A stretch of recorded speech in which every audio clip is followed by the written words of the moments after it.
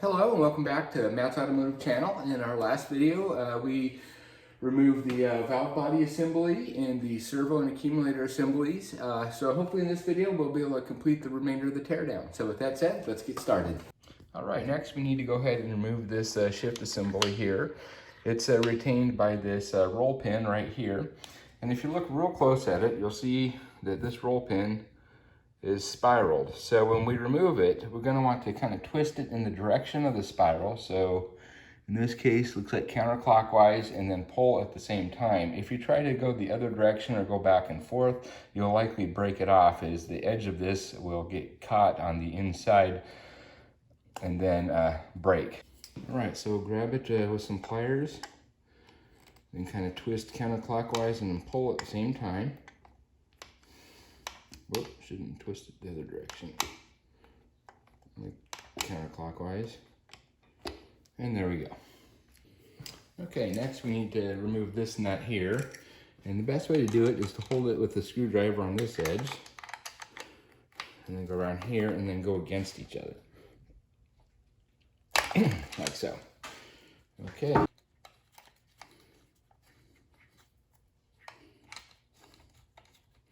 All right, now I can thread that off and move it out at the same time. And then pull that assembly out.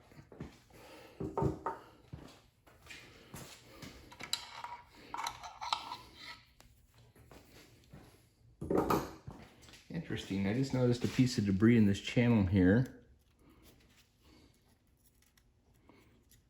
I don't know what the heck that is. It's like a little piece of metal from something. Oh, two of them. I don't know. Maybe that's part of our problem. But anyway, I'll keep this, and as we continue pulling apart, maybe we can find out where this came from. Yep, here's another little piece. Right here. It's a little heftier chunk. There's something definitely broken in here. Well, I continued fishing here, and then another piece. Wow, two more pieces. Well, this is probably what was causing the noise. I don't know how and in what fashion, but we definitely have some broken parts. All right, interesting thing to note, this case here is aluminum, so not magnetic. However, these little parts that I'm finding are magnetic. So there's iron in there. I don't know, it'd be interesting to see where this came from.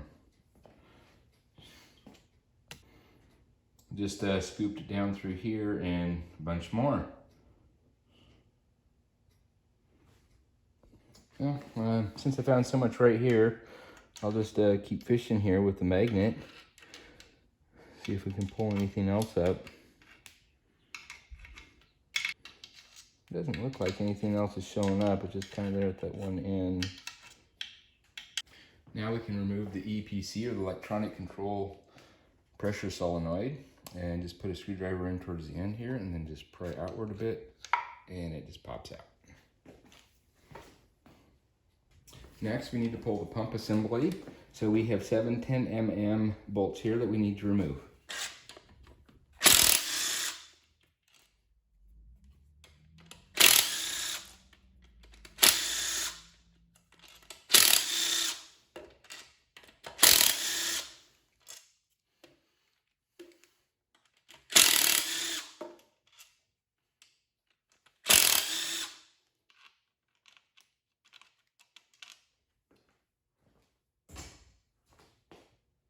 All right, next we're going to pull the pump, and the pump, it has two of these holes that are actually threaded here, and they're threaded just so you can use a slide hammer to pull the pump out.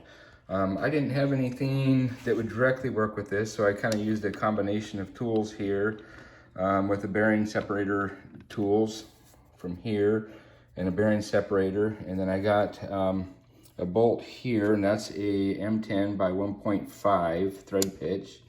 And I had another slide hammer that I kind of just finagled and put in like this. So hopefully this will just pull it out. We'll give it a shot. Okay, fingers crossed this contraption will work. Oh, beautiful, easy, very easy. So basically these are the two kits I used, a blind hole bearing puller set, along with the bearing separator set, and then of course an M10 by 1.5 bolt. All right, let's go ahead and just pull the pump the remainder of the way out.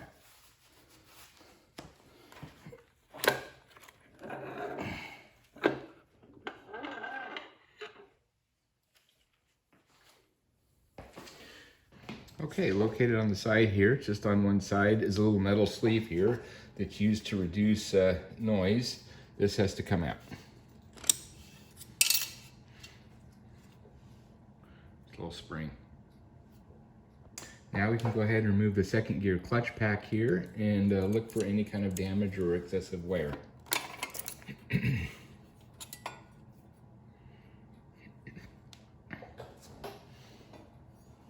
There will be 4 steels and 4 frictions.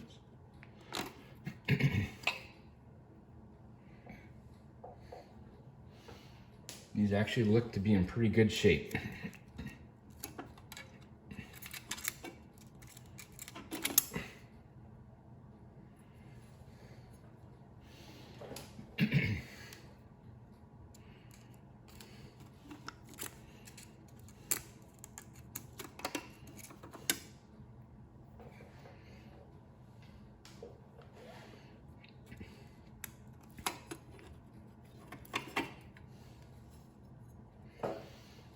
I don't see any warpage or any burn marks.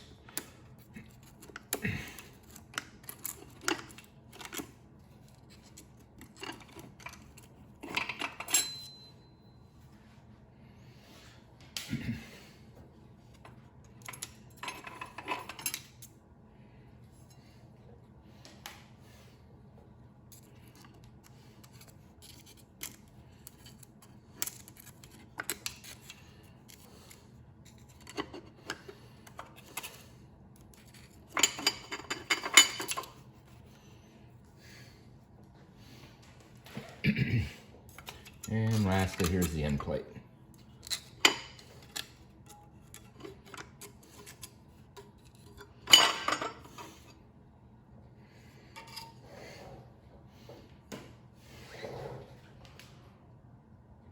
Then we'll store them in the order that they came out and label them.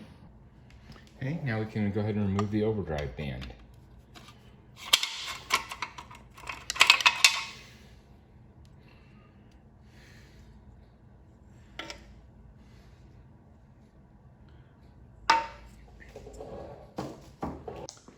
Now we can remove the reverse input and forward clutch assembly.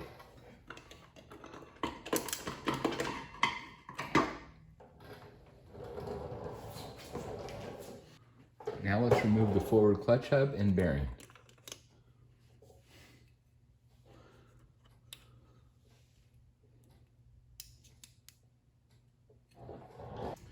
Now remove the intermediate shaft.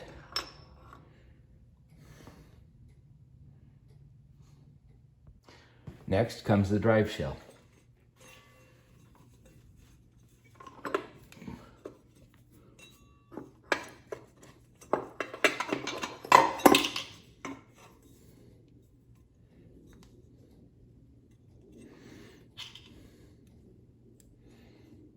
And another thrust bearing.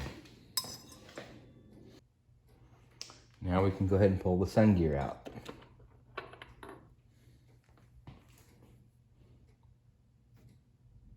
Now we can remove the snap ring that holds the center support. This one can be removed by hand.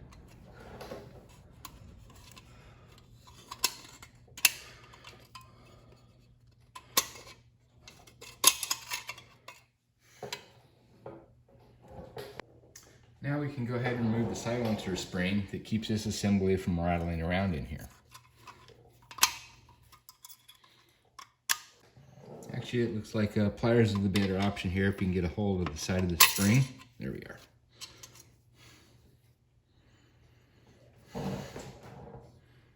Now we can go ahead and remove the support.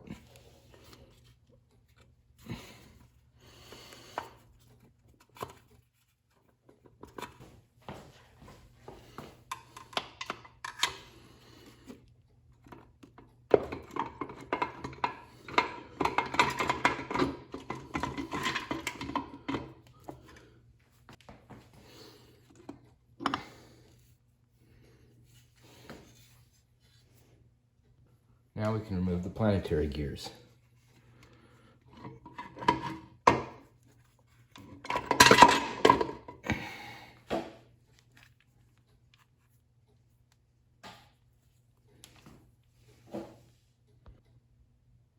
Next is the reverse band.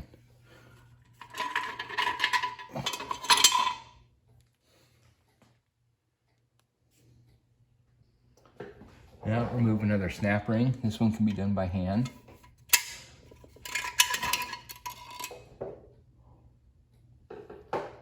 Now we can remove the output shaft and ring gear.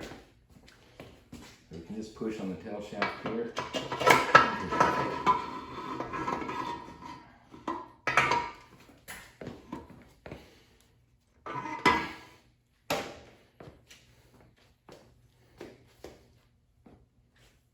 As you can see now, we are down to just the bare case. There's nothing left to remove from this case.